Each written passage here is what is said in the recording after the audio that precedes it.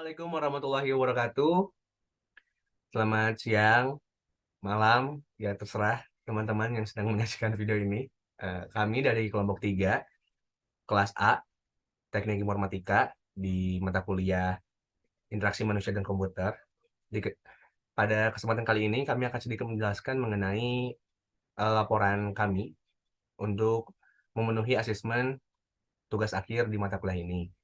Di sini kami membuat desain sistem prediksi kesehatan mental berbasis respons atau yang kami sebut sebagai MenPredict untuk deteksi dini masalah kesehatan mental. Sebelum kita lanjut ke materi, di sini saya ingin memperkenalkan rekan-rekan saya yang termuat atau tergabung dalam kelompok 3 ini. Ada saudara Dani Ramdhani, ada saudari Dia Lestari, ada saudari Cindy Oktaviani, dan saudari Dea Listia Prianti. Juga saya sendiri sebagai, nama saya Abdul Malik. Di sini kita akan mungkin karena waktunya tidak banyak gitu ya, karena aturannya juga harus di bawah 10 menit. Kami di sini akan sedikit menjabarkan mengenai laporan mulai dari latar belakang kenapa kami memilih membuat ini, kenapa soal mental, isu mental yang kami naikin, terus apa sih itu predik, terus mungkin beberapa gambaran teknis mengenai sistem desainnya. Mungkin langsung aja kali ya ke bagian latar belakang. Oke, latar belakang sendiri itu kita ambil dari permasalahan yang ada di dalam paper dengan judul Human Computer Interaction in Mental Health, yang dimana di dalamnya itu terdapat permasalahan bagaimana interaksi manusia komputer ini tuh bisa berperan penting dalam mencegah untuk orang-orang mengalami uh, bunuh diri sejak dini gitu. Jadi uh, nanti solusinya adalah kita membuat desain yang mana nantinya kita bisa memprediksi nih orang ini tuh punya kesehatan mental yang baik atau enggak. Dia tuh punya cenderung depresi atau jenis kesehatan yang lainnya seperti itu. Oke, itu ya teman-teman. Maksudnya kenapa kita pilih ini gitu ya, bikin aplikasi berbasis yang mengangkat isu kesehatan mental. Ini juga relate gak sih sama apa yang terjadi sekarang-sekarang? Kalau menurut aku tuh sangat relate banget gitu ya. Secara di Indonesia tuh akhir-akhir ini tuh banyak banget gitu berita tentang apa sih kayak bunuh diri gitu gitu. Yang dimana kasus tersebut tuh harus benar-benar dicegah gitu supaya angka kasus bunuh diri di Indonesia tuh tidak semakin meningkat gitu. Eh jadi relate banget gitu sama permasalahan yang sedang kita bahas juga.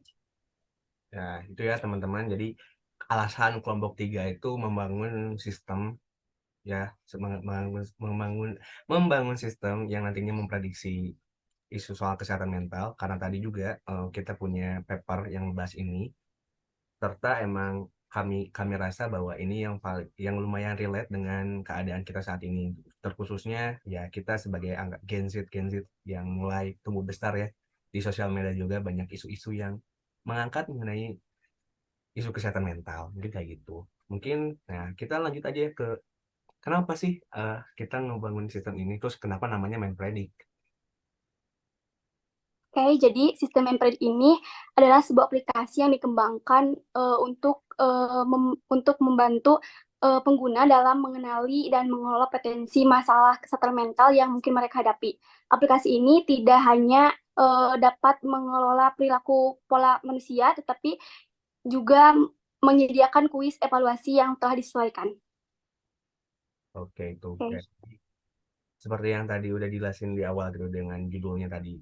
Kita membuat sistem yang berbasis pada respon pengguna ya, which mean kita membuat intinya kita menggambarkan itu teh lewat aplikasi yang basisnya mobile ya, of course dengan apa namanya, tujuan utama untuk mendeteksi kesehatan mental kan berbasis respon ya. Kami memilih basisnya tuh kuesioner gitu untuk ya untuk menangkap respon dari si pengguna atau user.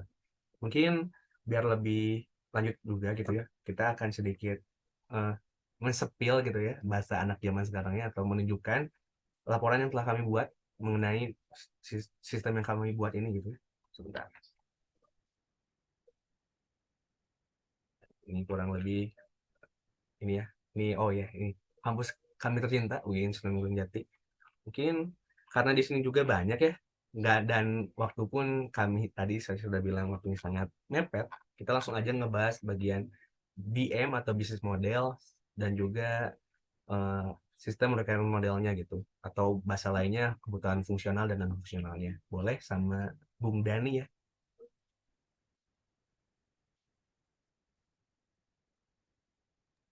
Hei, terima kasih. Ya, Nah, dalam requirement analysis ya, nah, terdapat kebutuhan fungsional. Nah, kami menetapkan fitur yang pertama, ada pendaftaran pengguna sama seperti aplikasi lainnya. Gitu. Kami membuat satu fitur yang pengguna itu dapat melakukan registrasi baru gitu, agar mereka tuh dapat masuk ke menu aplikasi MindPredict. Kemudian yang kedua, ada fitur kuesioner pendeteksi. Karena tadi yang sudah dibilang oleh teman-teman gitu ya, karena fokus kita di prediksi kesehatan mental, oleh karena itu kami menyediakan satu kuesioner untuk mendeteksi gangguan kesehatan mental, yang mana nantinya respon dari si pengguna itu akan direkam oleh sistem untuk dikelola. Kemudian yang ketiga ada fitur analisis sentimen. Nah, cara untuk menentukan nih hasil dari kuesioner itu, kami menggunakan sistem algoritma AI atau kecerdasan buatan untuk menganalisis data dari jawaban pengguna yang tadi, yang mana itu hasil kesehatannya akan diberikan kepada pengguna. Kemudian yang selanjutnya melalui umpan balik dan rekomendasi. Nah, fitur ini tuh nanti tuh pengguna tuh akan menerima suatu feedback dari sistem berdasarkan hasil analisis dari algoritma sistem kami tadi. Nah, jika ada indikasi bahwasanya pengguna mengalami gangguan mental, maka pengguna tersebut akan diberikan suatu rekomendasi yang diarahkan ke artikel yang relevan dengan indikasi diagnosis pengguna tadi. Kemudian fitur yang kelima ada fitur konsultasi. Nah, fitur di sini yaitu pengguna dapat memanfaatkan fitur konsultasi untuk bisa melakukan chat secara langsung kepada pakar ahlinya gitu. Nah, di sistemnya tuh chatnya tuh dilakukan secara real time dengan aplikasi tersebut. Kemudian yang selanjutnya ada kebutuhan non fungsional. Nah, yang pertama tuh ada keamanan dan privasi. Tentunya kami sangat-sangat aplikasi kami sangat-sangat aman gitu ya. Kami akan melindungi data pengguna melalui penggunaan enkripsi.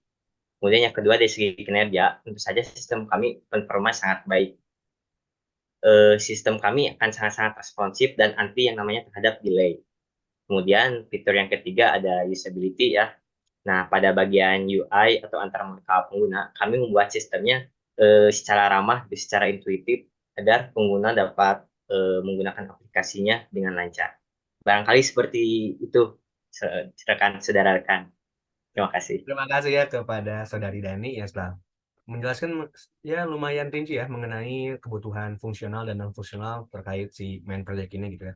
Di sini teman-teman pun mungkin bisa sedikit melihat mengenai gambaran mulai dari tadi kebutuhannya, terus di sini use case diagramnya kayak gimana, use case skenario-nya kayak gimana, terus di sini kami juga sistem requirement-nya di bagian ERD ya, di mana entitas dan entitas lain, entitas entitas satu dengan entitas yang lain itu saling berinteraksi itu kayak gimana, terus gimana cara kerja tiap fitur di dalam si sistem itu atau aplikasi yang kita buat gitu ya. Nah, mungkin sekarang karena waktunya juga semakin menipis ya, saya mungkin akan lebih langsung saja menunjukkan bagaimana sih kira-kira tampilan dari si MindPredict ini. Nah, kurang lebih tampilan dari MindPredict itu kayak gini teman-teman. Buat ini halaman dashboardnya, yang halaman utama setelah masuk ke si sistem atau aplikasi. Di sini kita punya tagline ya, mari mengenal diri lebih jauh. Karena tadi tujuan dan fungsi utama dari MindPredict adalah untuk mendeteksi dini apakah seseorang itu mengalami gangguan kesehatan mental atau enggak gitu. Kurang lebih seperti ini tampilannya. Tadi bisa login, bisa sign in gitu ya nanti. Nah, ini halaman utamanya. Di sini menampilkan profil pengguna. Terus di sini terdapat dua button utama ya. Yang pertama ada button kuesioner. Of course jelas fungsi utamanya yaitu tadi karena kita tuh membuat aplikasi yang tadi mendeteksi kesehatan mental itu berbasis responnya. Nah, ini adalah fungsi utama. Kita muat dalam bentuk button. Setelah ada fitur tambahan yaitu konsultasi yang tadi yang udah dijelasin sama Saudari Dani ya. yang nanti bisa secara real time pengguna bisa berinteraksi atau berkonsultasi dengan para ahli. Dan ini adalah tampilan buat item rekomendasi ya, mungkin entah nanti jurnal atau artikel terkait yang nantinya akan disuguhkan ke si pengguna. Mungkin kita langsung saja lebih rinci ke bagian itu ya, kuesioner tuh kayak gimana. Nah, di sini nanti kalau misalnya si pengguna setelah masuk dan dia ingin mencoba untuk mengisi kuesioner, nanti pengguna bisa mengklik button kuesioner, nanti mau masuk ke layout baru kayak seperti ini tampilan. Jadi pengguna bisa mengklik mulai dan akan tertampil seperti ini ya layout soalnya. Ini beberapa contoh soal. Nah, di sini saya akan sedikit membahas apa sih ini hubungannya si IMK ini. Kan tadi udah jelasin ya, kita tuh intinya berbasis respon pengguna. Nah, tadi juga dijelasin sama Dani, ada yang hubungannya sama algoritma kecerdasan buatan. Nah, itu teh fungsinya di sini teman-teman. Misalnya nanti di pembangunan soal, di batch pertama tuh kita punya 100 soal atau punya 100 soal di simpanan kita atau di sistem kita. Nah, kita akan mendesain sedemikian rupa bagaimana caranya nanti si sistem atau si kecerdasan buatan itu bisa bertindak sesuai respon pengguna agar nanti tujuan pertamanya adalah tiap pengguna bisa mendapatkan susunan soal yang berbeda dan juga jumlah soal yang berbeda tergantung tadi bagaimana respon si pengguna terhadap soal atau kuesioner yang diberikan gitu. Jadi biasa saja di sini misalnya contoh kasusnya Darsen. Darsen di sini tuh mencoba kuesioner dan dia mendapatkan 20 soal gitu.